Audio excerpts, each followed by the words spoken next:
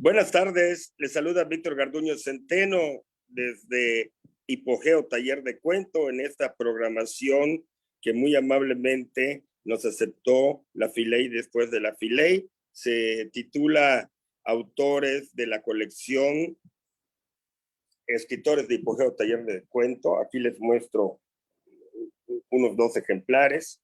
Tenemos, al principio teníamos 21 títulos. Ahora están prácticamente acabando de salir de la imprenta 5 más y esperamos que completemos con 19 más en diciembre, ya con 40 títulos. Desde luego son libros de formato pequeño, se conoce desde hace mucho tiempo, puede ser como un sinónimo, como plaqués, pero quisimos presentar acá como lo señala el título de la colección, mostrar quiénes son los escritores de Hipogeo Taller de Cuento. Quiénes son en el sentido de la escritura, de su creación, porque hay quienes cultivan otros géneros, no estrictamente cuento. Y pues es algo muy amplio y diverso. Estamos hablando de, como dije hace un rato, de que en diciembre próximo debemos llegar a 40 títulos. Y aunque hay quienes tienen más de un título en esta colección, pero el número de los talleristas pues está muy cerca, no lo tengo ahorita exactamente, como alrededor de 50. Pero ahora nos acompañan en estos 50 minutos Yuri González, Alexis Álvarez, Yolanda Gallegos y Antonio Paz. Y pues les tengo que comentar que tenemos 2 o 3 títulos que no corresponden a un solo autor. Hicimos una especie de antología con 2 títulos o 2 libros, por decirlo así. Por ejemplo, se titula Incidentes y aquí participa Alexis Álvarez, Manuel Jiménez y Yuri González. Y como les dije hace un momento, pues tenemos la fortuna acá de que de este libro pues están 2 de los autores. Digamos que es una antología, aunque breve. Y me llama la atención, bueno, van a decir ustedes que estoy exagerando un poco porque desde luego conocemos todos los textos, pero yo le pregunto a Yuri, esto de el título que tiene la antología, pues es un título que incluye las obras de los 3 autores, desde luego, pero no corresponde a ningún título. Yo le pregunto a Yuri, y a lo mejor voy a hacer un poco hacer algo parecido con Alexis, este título, ¿cómo va? Porque puede ser muy incluyente, pero me llama la atención, no sé si es casualidad, a lo mejor es casualidad, pero el cuento que aquí incluye Yuri se titula Plagio. No sé si tiene que ver, desde luego es una obra original que además, pues recuerdo que se trabajó en el taller, pero ¿a dónde va? Esto viene siendo una alegoría, tiene que ver con la vida, con aquello de la desilusión, uno no realmente quién es, sino realmente es lo que quiere ser. En fin, hay muchas frases. No sé qué nos pueda decir Yuri, por favor, Yuri González, dinos algo sobre esto, ¿no? Mejor Gracias, que lo Víctor. digas tú y no seguir escuchando mis especulaciones. Por favor, Yuri. No, gracias, Víctor. Tus especulaciones son muy acertadas.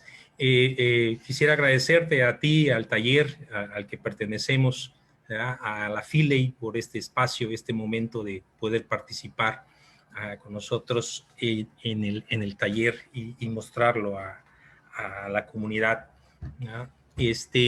Sí, fíjate, el título creo que mejor lo va a explicar el que se le ocurrió, que en este caso fue Alexis, y yo creo que se le ocurrió de una manera muy acertada porque apenas él dijo la palabra, porque estábamos buscando una palabra para poder conjugar los cuentos de nosotros tres.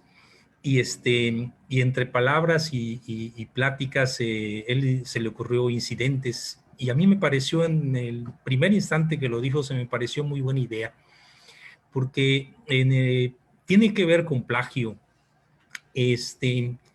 Porque la vida en sí misma, la vida en el cuento y la vida de todas las personas, de los seres humanos, se va dando, no se va dando solo por la casualidad, o solo porque lo programamos o por la rutina, sino que va sucediendo a través de incidentes y a través de cosas que van sucediendo en el camino, ¿no? En donde uno tiene que reajustar, reacomodar y tomar decisiones. Y al final del día no podemos construirnos si no han habido una gran cantidad de incidentes. Y creo que no solamente el cuento de plagio, ¿no? Sino todas las obras toman en cuenta y tocan los incidentes que suceden en la vida, y de alguna manera los escritores hablamos de esos incidentes, de incidentes que vemos en la calle y que nos trastocan y que nos llaman la atención y nos empujan a escribir y a decir algo y a querer decir algo y a fantasear, ¿no? Y es a través de esos incidentes que nos vamos dando a conocer y vamos conociendo el mundo y escribimos y nos motiva a escribir. Gracias, Yuri. Y bueno, pues les acabo de comentar que, que en este título, en este libro, pues está también la participación de Alexis Álvarez. Alexis tiene 16 cuentos acá. Bueno, yo asumo que todos son cuentos, pero fuera de 2 o 3, la gran mayoría vienen siendo como minificciones. Y valga la redundancia, brevísimas además. Un poco la pregunta, lo de el título de incidentes, yo pienso que un título como ese, pues es incluyente, por supuesto. O sea, si le pongo a un libro donde aparecen anécdotas o relatos, donde hay acontecimientos y pongo incidentes, pues desde luego que es un título acertado, ¿no? Pero no sé qué nos puedas decir de esto, Alexis, y no solo del título, sino que a lo mejor puede haber esa coincidencia en incidentes, tanto en la minificción como en 2 o 3 cuentos que tienes de mucha mayor extensión comparado con los otros, que son Lluvia y Asedio. ¿Qué nos puedes decir, Alexis, sobre esto, por favor? Hola, buenas tardes. Pues es un gusto estar aquí compartiendo con mis compañeros y pues hacerlo pues a través de esta plataforma, ¿no? De la Filey. Pues bueno, como comentó Yuri respecto a el título, pues era un título que ya tenía yo pues pensándolo, ¿no? De hecho era incidentes menores, pero decidimos entre Yuri, Miguel, Manuel y yo, pues dejarlo solo con incidentes porque, como menciona usted, es más incluyente y es más, da más pie, ¿no? A que los cuentos puedan se pueda entender, ¿no? Pueda tener relación con todos los textos. Y en cuanto a que también el título giraba por que estaban las minificciones dentro de la plaquette, ¿no? Estos pequeños, estos breves relatos, ¿no? Que podrían parecer como incidentes que podrían dar pie para algo más largo, más extenso, pero que se quedaban en esto breve, en esta cosa que es muy concreta, pero que no deja de tener sustancia, como puede ser una minificción. Y en el caso de los dos cuentos más extensos, que son Lluvia y Asedio, pues esos son cuentos que salieron que nacieron y salieron ya como, pues, digamos, graduados del taller y se fueron directo a la plaqueta. Y creo que también podría resumirse ambos textos en incidentes, ¿no? En estas cosas que de pronto cambian y que modifican un suceso de la realidad, en pequeños detalles que pueden influir en una historia, camine para un lado o para otro. Creo que esa es la relación que tiene los textos, no solo los míos, sino también los de Yuri y los de Manuel, con el título de la plaqueta. Gracias, gracias Alexis. Y bueno, tenemos en la colección, pues otro libro colectivo, bajo el título de Filigranas, y tiene así como joyas preciosas a tres autores, Yolanda Gallegos, Mar Gómez, Salvador Padilla. En esta ocasión, bueno, se los muestro si lo pueden ver, esta es la portada, aunque también tenemos en a color otra, pero el contenido es el mismo. En esta ocasión nos acompaña Yolanda Gallegos, un saludo, Yolanda. Y en este título, en este libro de formato pequeño, pues tenemos el texto de Yolanda, que no lo podemos ubicar en el género de cuento. Y lo mismo pasa con el texto de Mar. El de Salvador son tres textos, uno de cada uno de los tres autores, de Yolanda, de Mar y de Salvador, pues viene siendo una crónica. Pero como dijimos antes, aquí nos dimos la oportunidad de mostrar quiénes son, qué escriben, incluso en otros géneros, los escritores de nuestro taller. La mayoría, desde luego, de todo lo que publicamos, pues es cuento. Pero a mí me gustaría que invito a Yolanda a que nos diga algo de qué trata su texto y que me diga si lo ubica como ensayo o como algo estrictamente de crítica, ensayo literario o crítica literaria, o si ella considera que no hay diferencia, no hay distancia entre estas dos pues denominaciones que estoy usando. Yolanda, por favor. Gracias, Víctor. Primero que todo, muchísimas gracias por la invitación a la Filé y a ti y al adorado taller Hipogeo, al que todavía pertenezco después de estar muy a distancia. Yo también me siento demasiado parte de y agradezco mucho la invitación. Sí, definitivamente mi texto no es un cuento, no es un cuento, no tiene mucho de ficción, tiene más de ensayo y de crítica. El ensayo también puede llevar esa connotación y por lo tanto yo establecería que hay una conexión muy grande entre las dos. ¿Por qué hice un texto crítico que quedó como ensayo? Porque pues mi formación académica es así. Y de hecho el trasfondo que tiene el ensayo es precisamente algo que podría decir que a través de mi carrera se merma un poquito, ¿no? Que es la expresión escrita, la creatividad de la ficción. ¿Por qué? Pues porque nos convierten en un lector crítico. Y al momento de serlo, y es precisamente de lo que se trata el ensayo, entras mucho en conflicto con la expresión del escritor. Y el escritor debe tener la libertad de expresarse, sí, pero tener también un encuentro con la estructura y cuando nos forman como críticos de la estructura es un poquito difícil soltarse. ¿Por qué hablé de este ensayo? ¿Por qué hablé de este tema en mi ensayo? Porque a mí me fascina esta conexión. Me gusta mucho cuando un escritor de verdad se abre, se puedes ver su alma a través del escrito y el lector se conecta, deja atrás toda la intención que tiene de crítica porque no necesita tener la parte académica para ser crítico. Un lector crítico es cualquier persona que agarra un texto y lo lee, ¿no?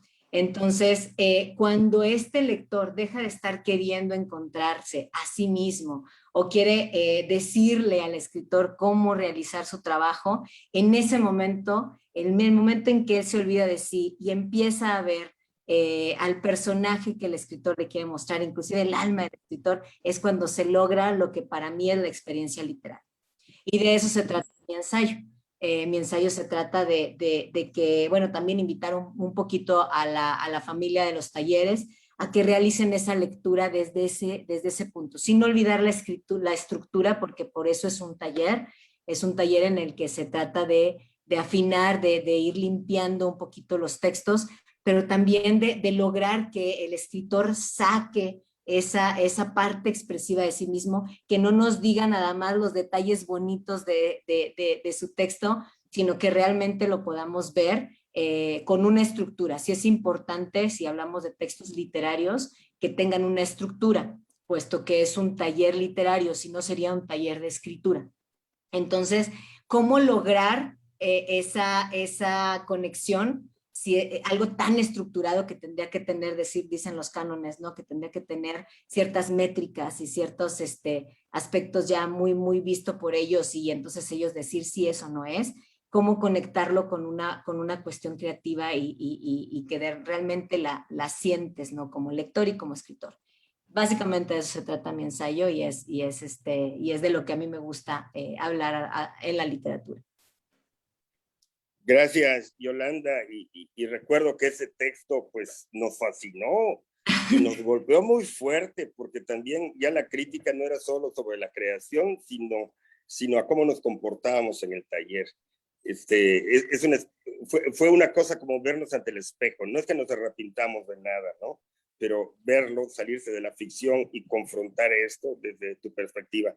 Gracias, Yolanda. Y bueno, pues Antonio Paz, que también nos acompaña y no lo van a creer, pero su libro, Historias de lo Posible. Y a mí el título siempre me atrajo. Aquí Antonio incluye 8 relatos, pero no, ninguno lleva ese título. Y lo posible, pienso, yo siempre he creído que hay palabras que hemos como satanizado, las usamos en sentido peyorativo. Por ejemplo, mucha gente alaba la esperanza. La esperanza es peor que una tortura.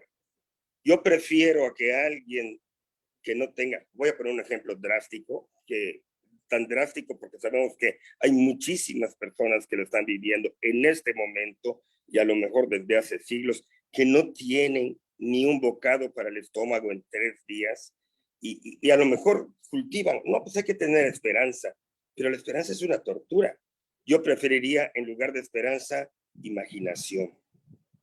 Y de la misma manera, prefiero lo posible a la certeza. Qué triste es tener la certeza de todo. Y si tengo la fortuna de ser, bueno, iba a decir rico, sano, hermosísimo, inteligente, etcétera, pero si tengo la fortuna de ser tan afortunado, valga la redundancia, y de tener certeza de todo desde mi más primera infancia, pues qué triste, ¿no?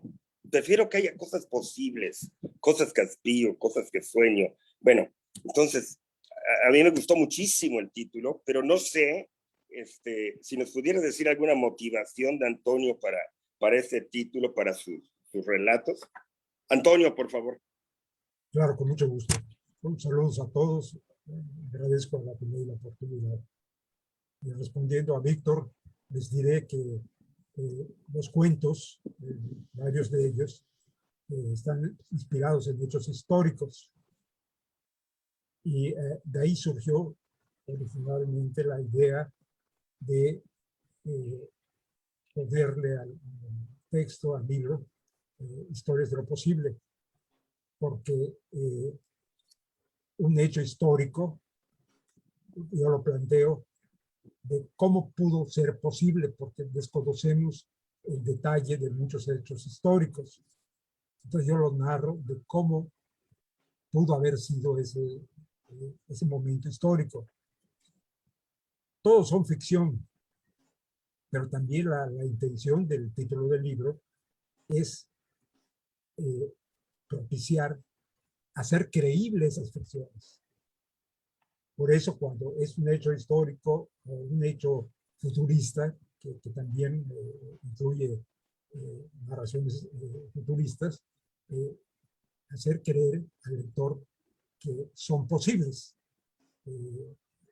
Y esa es la intención de un cuento, de una ficción, de una película, de una literatura. Sentimos, aún cuando sea increíble lo que nos presenta la imagen o el libro, lo sentimos creíble. Y cuando se logra eso, pues se tiene éxito. Gracias, gracias, Antonio. Y bueno, con otra ronda para que volvamos a escucharlos a ustedes. Yuri, plagio. Plagio es lo que hacemos todos los días. De alguna manera también sobrevaloramos lo que es la experiencia. Sobrevaloramos también, creo yo, los consejos de los mayores que nosotros, desde niños, como que nos predisponen para respetar esto, para asimilarlo. Pero ¿no será que el ser humano, entiendo que de alguna manera de eso trata el cuento que tienes en Incidentes, plagio, ¿no será que el ser humano se acostumbra a vivir como otros? No hacer una vida día a día que bien pudiera ser distinta, sino que ya seguimos como un caminito. Cuando mucho nos desviamos un poco, rectificamos, mejoramos un poquito, pero a fin de cuentas todos vamos por lo mismo. Esto, ¿no será que este plagio, digamos, de la existencia no nos permite llegar a ser nosotros mismos como individuos? Me imagino que a lo mejor hay algo allá en lo profundo. Bueno, esa es mi percepción en tu cuento. Yuri, no sé si pudieras platicarnos algo sobre esto. Pero y si me cambias el tema, pues bienvenido, amigo. No hay problema. Bueno, permíteme te comento esto. De alguna manera, nosotros crecemos y vivimos como personas en sociedades y tenemos que aprender de los demás para poder desenvolvernos, sobrevivir, y dependemos de otros para hacer eso, y de alguna manera lo vamos tomando de los otros, y lo que sucede es que en el camino, no todos, y no siempre uno, llega el momento en que mientras aprende y va aprendiendo cosas, en vez de disfrutar y aprovechar y ser correspondiente con los demás, ¿verdad? Le plagia a los demás lo que hacen. Y yo a eso me refería con el título. No creo que tenga mucho que ver con la historia. Pero en el término que tú comentabas de lo que es el plagio, no creo que sea algo absoluto para todos, que todos lo estemos haciendo o lo hagamos, ¿no? Sino que digo que en el aprendizaje de repente conocemos la palabra porque realizamos una acción en ese sentido, o reconocemos la palabra cuando vemos en otros que hacen esa acción, ¿ah? que es una acción, dice, hasta cierto punto, no quisiera decir irresponsable, pero sí de poco valor humano, ¿ah? Cuando plagiamos a los demás de alguna manera, plagiamos sus palabras, plagiamos sus frases, ¿no? Y por eso debemos siempre de decir nuestras fuentes, de dónde vienen, ¿ah? De dónde surgieron y qué palabras estamos usando y de quién son, quién las ha dicho anteriormente. Y por eso nosotros cuando escribimos tratamos de no repetir, ¿ah? Y tenemos que leer mucho para saber quién ha dicho esto antes, y que yo estoy creyendo que lo estoy inventando, estoy descubriendo el hilo negro y no es cierto, ¿no? Ya todo está dicho, entonces yo tengo que encontrar una manera distinta de decirlo. Y si no lo hago, entonces plagio. En la historia, tal vez hay algo de eso, pero eso yo creo que más bien le tocaría a mis críticos decir qué es lo que sucede en la historia, ¿no? Si hay un plagio o no, de vidas o de eventos, ¿no? La historia trata de ser auténtica y considero que lo logré, no sé si así sea, ¿ah? Pero por eso la publiqué, porque dije ya, es auténtica, es mía y ahí queda, ¿no? Y, y sí creo que de alguna manera, como te decía, nos construimos a partir de los demás. Y eso sucede, por ejemplo, en el taller Hipogeo, ¿verdad? Nos construimos a través de los demás. Si leemos a Yolanda, vemos lo duros que somos allá en el taller y que hay que tener cierta piel y cierto ánimo para seguir ahí. Pero vemos algunos exagerados o un poco locos, que nos gusta que nos digan qué es lo que hicimos mal para empezar a corregirlo, ¿verdad? Cuando hay toda la sana y la buena intención y revisamos, ¿no? Y decimos, ah, no, pues, ese sí tenía razón, pero pues, lo dejo porque me gustó. y se dan ese tipo de cosas y uno se encuentra diferente, ¿no? O sea, después de llevar las anotaciones y los apuntes, pues uno va encontrando, ¿no? Y de alguna manera es algo que los compañeros del taller, escritores, excelentes escritores nos van dejando y, y lo vamos tomando de ellos. Y ahí surge la necesidad de nosotros mismos de ser correspondientes y de entregar esa misma dedicación hacia nosotros y hacia los demás. Y eso crea un bonito ambiente en el taller que a mí me encanta y por eso estoy ahí. Y pero en la historia también creo que también hay algo de eso. Hay algo que de injusticia en las vidas que se dan que no se corresponden y se apropian y se adueñan y se pierden, ¿ya? Y a final de cuentas no sabemos por qué, porque no conocemos el término plagio. Perfecto, yo creo que esa es la esencia, ¿no? Que además bien señalada en el título, que no quiero decir con esto que predisponga y uno sepa de qué va a tratar, con solo el título. Gracias, Yuri. Y Alexis, pues lo tengo que decir, aunque a lo mejor no sea el espacio más adecuado, pero estamos muy contentos porque Alexis recibió hace poco, bueno, no recibió, se ganó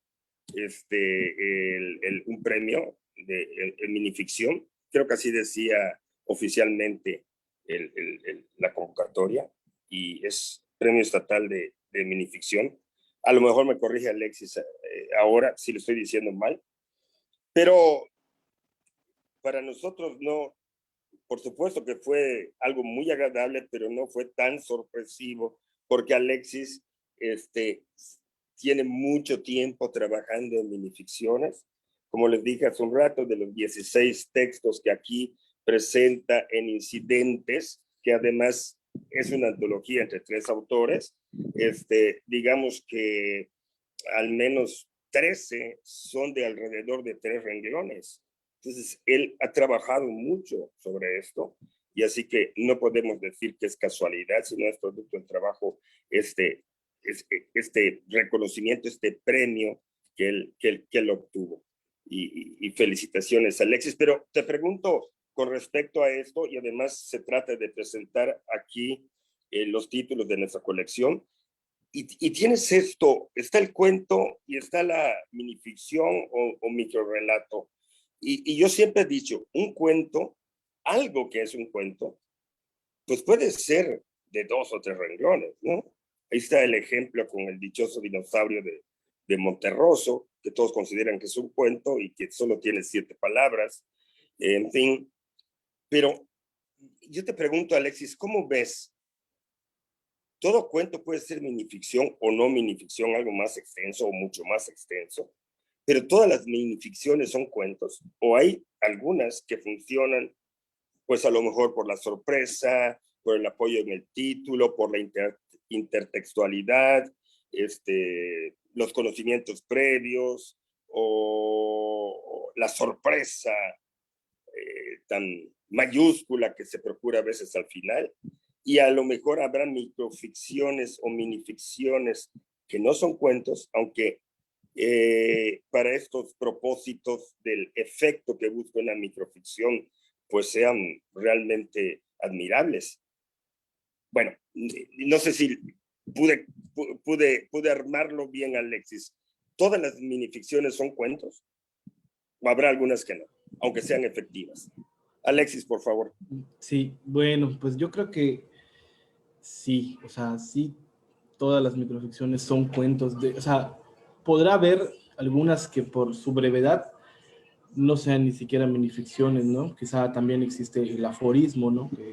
Que es un término aparte, que es una sentencia, es una oración, pero no es una minificción.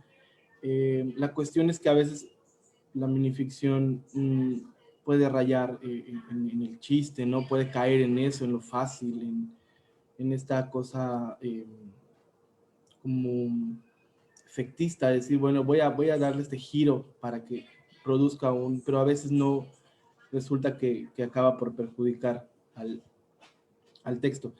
Y creo que todos los elementos que mencionaba ahorita respecto a la sorpresa, el título, el que no tenga título, el conocimiento previo, pues son recursos que los que escriben minificción se valen, ¿no?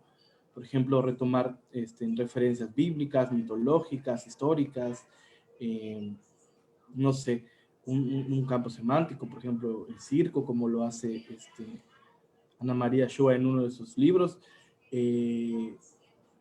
Entonces creo que sí, son varios elementos los que los que pueden construir un buen microrrelato, y que también hay que estar muy pendientes, ¿no? Y eso no es por quitarle mérito a uno u otro texto, pero sí no, a veces pues está como que una línea muy delgada entre ser microrrelato y también ser algo poético, volverse un aforismo, un chiste, una ocurrencia. Entonces creo que sí, todo microrrelato es un cuento.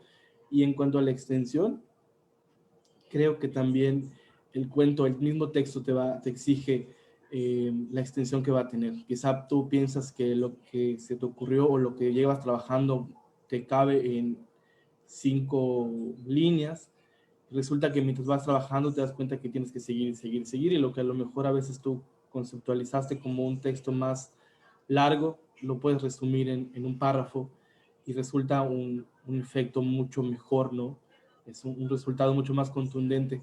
Creo que eso es lo que a lo que se aspira a tener en un relato, una contundencia, pero sin caer en este efectismo, ¿no? De decir, de este giro de tuerca gratuito, o este final sorpresa, pero a veces que también tiende a volver predecible a los relatos. Y creo que la mayoría de los microrelatos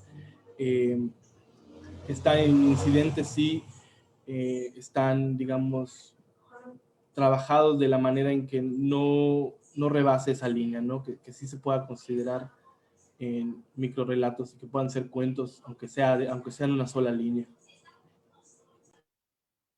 Gracias, Alexis. Bueno,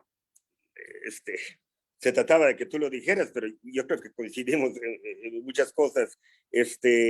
Hay recursos que se usan para buscar la efectividad en el microrelato, en el cuento, como la intertextualidad, el final sorpresivo, etcétera, excepto tal vez el título. Para mí, claro que solo es un recurso, no todas las minificciones se apoyan en el título. y a lo mejor en el cuento, para mí, el título no importa, ¿no? A lo mejor es algo personal, pero generalmente usan pues casi los mismos recursos, que no quiere decir que todos se usen en una sola obra, ¿no? En esta una, en estas dos, en estas tres, y en fin, no todos los recursos tienen que coincidir. A lo mejor se consigue solo con el final sorpresa, o con la intertextualidad, el apoyo, o con 2 o 3 elementos. Gracias, Alexis. Bueno, y aquí, nuestro flagelo, Yolanda Gallegos, que siempre es algo así como mírense en el espejo, talleristas.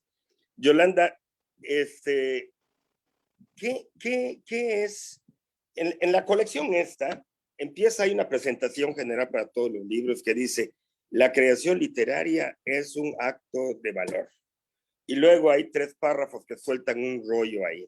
Pero yo me pregunto, si es un acto de valor, el valor creo que solamente tiene peso si vence un temor. ¿Cuál es el temor más grande del escritor de literatura, digamos? El temor de enfrentar las opiniones o de no conseguir la aceptación de los lectores, o el temor de enfrentarse a sí mismo. Recuerdo que tú siempre has dicho que la literatura tiene que calar, pero ¿hasta dónde? ¿Debajo de la piel o hasta muy dentro de los huesos, hasta el tuétano? ¿Qué nos puedes decir, Yolanda? Por favor, me gustaría escucharlo con tus palabras. Lo que quieras, desde luego, no lo mío. Por favor. Qué fuerte, ¿eh? Qué fuerte. ¿Por qué me dejas las preguntas más difíciles? No es venganza.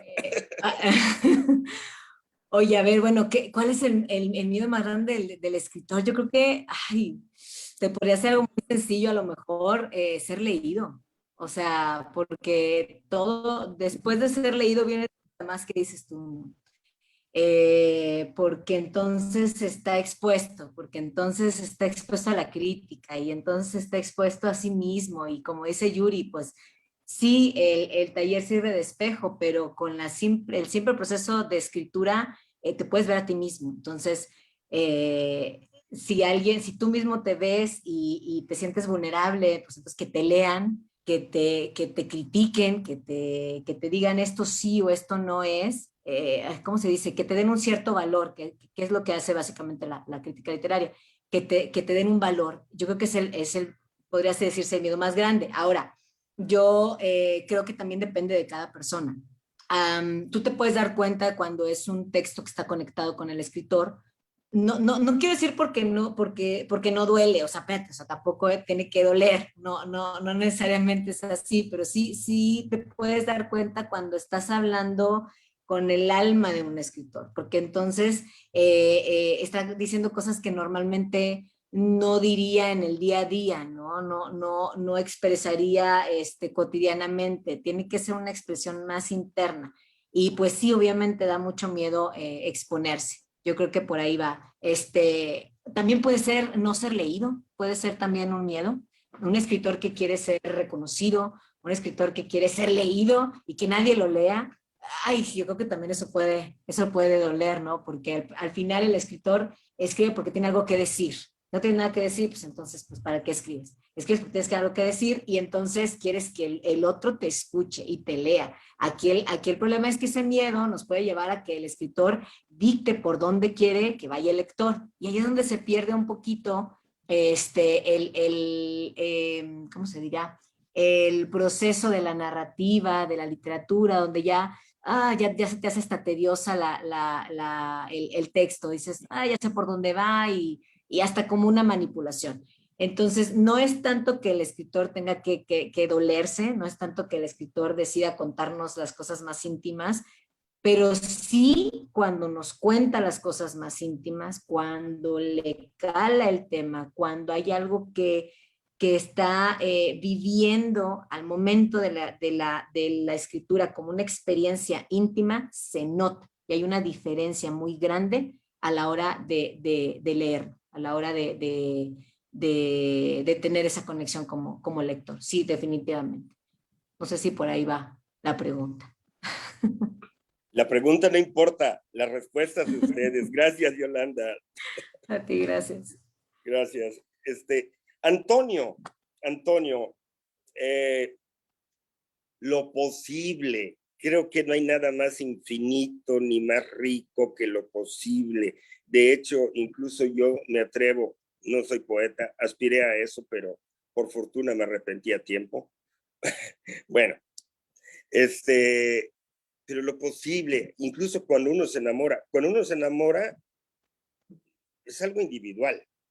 Y la primera idea, la primera mirada, pues es de uno nada más. Es así, anónima por completo. Pero engloba todo lo posible, hasta el fracaso. Es algo riquísimo. Y Antonio, me gusta mucho el título, creo que ya se me notó, pero tienes un cuento brevísimo que bien podría entrar aquí como minificción. Estamos hablando de 10 renglones, 12 cuando mucho, que se titula Mayéutica. Y combinas situaciones, personalidades clásicas, con costumbres, y de pronto hay un salto que a lo mejor lo que motivaron todas estas acciones, aunque sea en algo muy breve, pues es algo que no se había notado, pero no se nota y es un sobresalto del humor, pero es un sobresalto fino, así, fino, no digo frágil, limpio de fino, dócil, un sobresalto dócil, aunque parezca incongruencia, pero aparece el humor con toda su, con toda esa facultad que puede tener las cosas que son ligeras.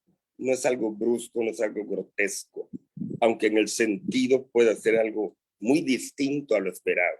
Y es el caso de Mayéutica. No sé si nos puedas decir algo, Antonio, sobre esto que acabo de comentar, que desde luego si coincides conmigo o no, te va a salir mejor, o directamente que nos comentes algo sobre este cuento donde incluso hasta incluyes a Platón.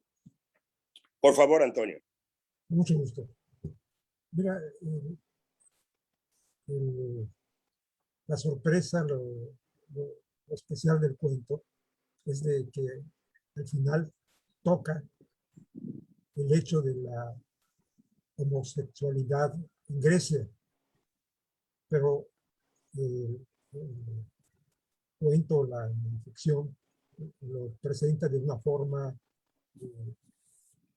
yo diría que trata de ser elegante, y solo al final se revela el asunto de la homosexualidad, que en el caso de Platón pues, está documentada en los diálogos de Platón. También pues tiene una inspiración histórica, porque es un hecho que en la cultura griega antigua pues, era una práctica muy aceptada, no era condenada, incluso podía ser un valor. También toco el asunto de la homosexualidad en el caso del primer cuento, que es sobre la cultura china, que en la corte antigua de China también la práctica de la homosexualidad es un hecho histórico, pero lo toco al final de manera de que pues, no sea el centro del relato, del cuento, sino un ingrediente que informa de esa práctica, ¿sí? Sin ser el centro de la atención del cuento. Sí, ese fue el propósito.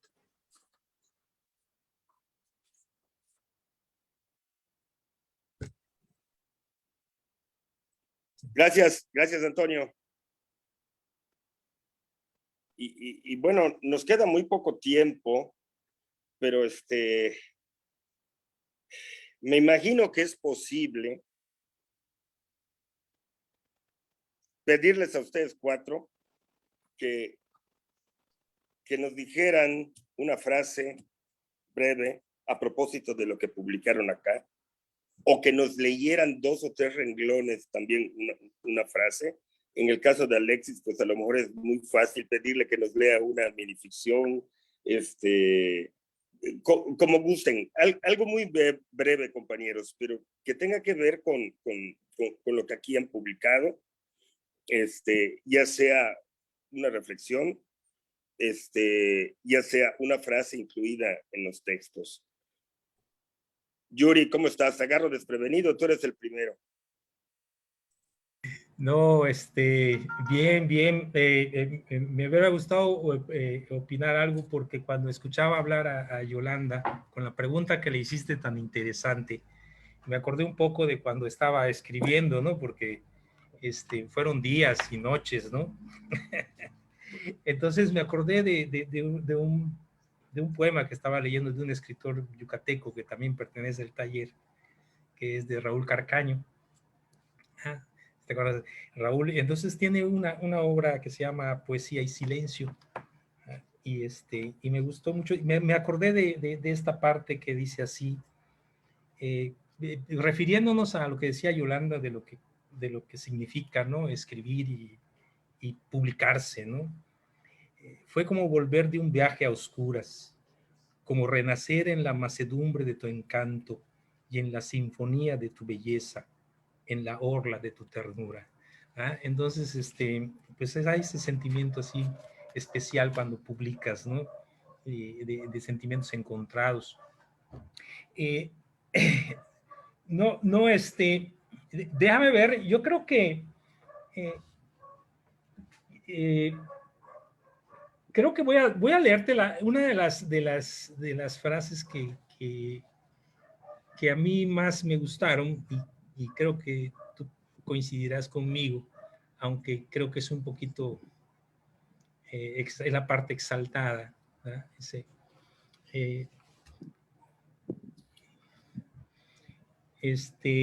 No lo sé, es que me preguntas algo que es difícil. ¿Cuál escojo? ¿Qué frase escojo? Creo que me voy a quedar con esa. Aunque se oiga escandalosa, no me parece la mejor. Dice, después de todo lo que he hecho por ti, ¿ah? Ahí vas, sigue, pero sigue destilando por los poros tu raza. Esto lo dice nuestra segunda personaje, Cleo, al principal personaje que es Fulgencio, porque se está yendo, ¿no? En alguna manera. Entonces, no es el final, es los principios de la pieza, ¿no? Del cuento. Entonces, esa frase, porque se me salió así de pronto, ¿ah? Eso de los poros por tu raza, y me gustó y me quedé con ella. Entonces, creo que esa me gustaría participar con ustedes y por allá va la obra de plagio. Gracias, Yuri. Gracias. Alexis, pues la verdad, como dije hace un rato, ya no creo que nos alcance para otra ronda. Quedan más cosas por preguntar, pero decide tú, amigo.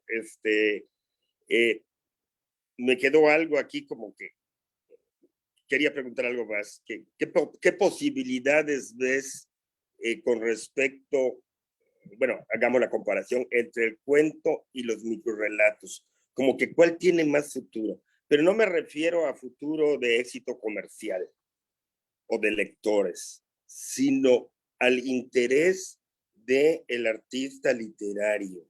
¿Cuál crees que va a durar más en el interés de los que escriben ficción?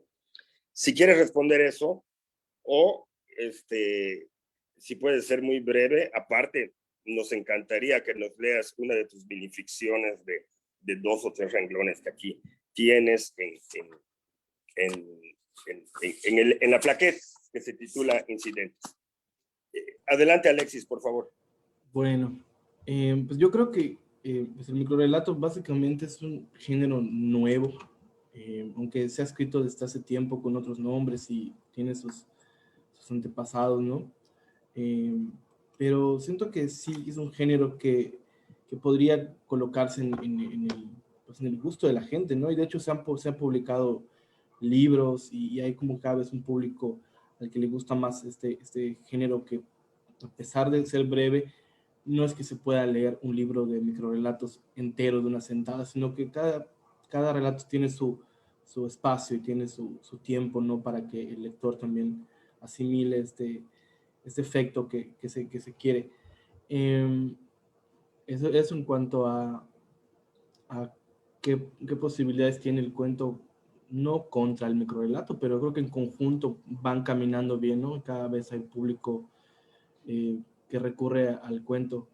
Y pues para terminar, de hecho hay una minificción que se llama minificción dentro de la plaquette, y creo que con esto se resume básicamente pues lo que es un microrelato o este tipo de estos cuentos brevísimos, ¿no? Como también se les llama. La minificción se llama minificción y dice así: yo solo soy un cuento lo bastante maduro que no tiene necesidad de crecer más. Y pues ya con esto pues terminaría mi participación. Pues muchas gracias a todos. Gracias, Alexis, gracias. Yolanda, Yolanda, ¿nos lees un fragmentito, alguna frase de, por cierto, creo que olvidé decir el título de tu ensayo, El escritor, la obra y el lector crítico, ese es el título. O nos comentas algo, como gustes, por favor. Claro, claro, voy a ser brevísima, brevísima. No, mira, yo creo que con lo que yo me quedo de mi ensayo, o sea, yo creo que la parte más importante y sobre todo de la visión que yo tengo sobre la crítica literaria, me quedo con el papel del lector. Eh, de hecho, en el taller era lo que trataba de mencionar. Sí, obviamente estamos para construir, o sea, hay que aguantar los guamazos, por así decirlo. Pero realmente la responsabilidad del lector es algo de la que no se habla mucho, ¿no? Entonces, bueno, en mi escrito tengo un fragmentito muy pequeño que de hecho es con el que finaliza, que habla sobre eso, y pues lo voy a leer un poquito. Dice: el papel del lector es ir más allá de lo que está escrito, de lo que el escritor dice dentro de lo que no dice, de descubrir al autor vulnerable y desnudo, abierto en su intimidad, esperando que el recurso narrativo y estilístico le permita mostrarse sin hacerlo en realidad. Pero una vez que sucede, las miradas de ambos se encuentran y se reconocen sin conocerse, pero sabiéndose, experimentando la misma intención y esencia humana, aquella que todos queremos compartir, aquella que nos hace eternos. Y al final, ese es el punto, ¿no? Escribimos también para volvernos eternos. Gracias, Yolanda. Y además es el final contundente del ensayo que tienes acá y que empieza precisamente diciendo que escribir es desnudar el alma. Gracias, Yolanda. Gracias. Antonio, Sí. En varios de los cuentos que está aquí en Historias de lo Posible aparece la figura de un maestro, no el maestro escolar, sino el maestro, el sabio que conduce, ¿no? Que ahorita en estos tiempos, pues a lo mejor no tenemos uno así de manera directa, pero podemos considerar que es un maestro Homero para nosotros, o García Márquez, etcétera. ¿Qué tanto ha influido en tus textos esta imagen del maestro, hablando del maestro como gran creador, como Cristo, como otras figuras así tan grandes que realmente son maestros más que profesores? No tengo nada en contra de los profesores. Yo soy, bueno, mi modus vivendi siempre fue profesor. Pero hablando de esa figura de lo que es el maestro, como el gran padre, como el patriarca, como el venerable conductor de la raza humana, Creo que eso de raza humana está descontinuado, pero va como el guía, digamos, de la humanidad. ¿Y qué tanto ha influido? Porque en varios textos aparece esa figura. Te lo cambio por si nada más nos quieres leer 1 o 2 renglones, porque ya no nos quedan más que 2 minutos, amigo. Lo que gustes, Antonio, por favor. Como tengo inspiración histórica, pues he buscado inspiración en los grandes maestros de la humanidad. Pero sí quisiera cerrar con un comentario personal. Una amiga que respeto mucho me hizo notar que la casi totalidad de mis cuentos concluyen con la muerte. Yo no lo había percibido, pero me di cuenta al instante. Incluso en un cuento en que parece relatar el proceso de la muerte, concluye con el proceso del nacimiento. Y encuentro allá una gran similitud entre el dolor, el trauma de nacer y el dolor y el trauma de morir. Y hasta ahora pues sigo pensando en las motivaciones que me condujeron inconscientemente a dar ese giro final en los cuentos que he escrito. Ese es mi comentario final. Le agradezco mucho a todos. Nuestro auditorio. Gracias, Antonio. Y pues la verdad, amigos, yo aquí, cuando digo gracias a la memoria, la dije muchas veces, pero esta fue una oportunidad de abrazarnos, aunque sea a distancia. Bueno, Yolanda está muy en el norte del país, pero como bien ella dice, pertenece al taller y seguimos en el taller. Esto que estamos sufriendo ahorita, pues nos ha mostrado que las distancias, hablando de metros o de kilómetros, pues no importan tanto, porque ya nos acostumbramos pues a abrazarnos de otra manera, ¿no? Como esta. Y qué bueno que la Filey nos dio esta oportunidad, y no dejo de agradecer al maestro Enrique Martín, a Hipólito, Antonieta Hidalgo, Leonor Chávez y Margot Jiménez, pues todo el apoyo para que este abrazo ya no incluyera solo a integrantes de Hipogeo, sino a todos los que nos acompañaron en la transmisión. Muchísimas gracias y pues esperamos seguir en contacto. Hipogeo Taller de Cuento es un taller, valga la redundancia, nada más de cuento, es gratuito, independiente y libre. Independiente porque no depende de nadie, gratuito porque no se cobra, y libre, a lo mejor así, aquí sí merece más, porque no hay ninguna tendencia, ninguna línea que marque la conducta, el proyecto de creación que vaya haciendo cada tallerista. Es estrictamente libre. Solo nos guía el cuento literario y el interés por el cuento literario. Muchas gracias, buenas noches y un abrazo para todos. Gracias, Víctor. Gracias a todos. Saludos a todos. Que pasen buenas noches. Gracias, un abrazo.